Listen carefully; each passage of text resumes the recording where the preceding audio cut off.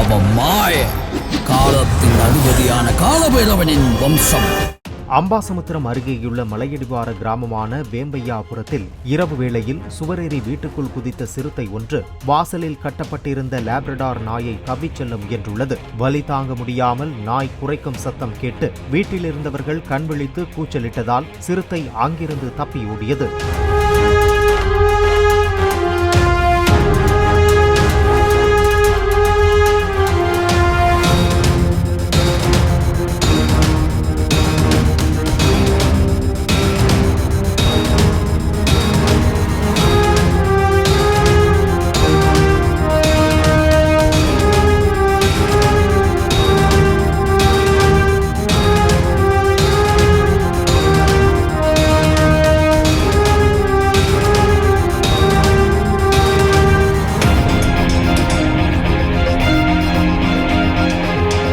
அவன் மாய காலத்தின் அதிபதியான காலபைரவனின் வம்சம்.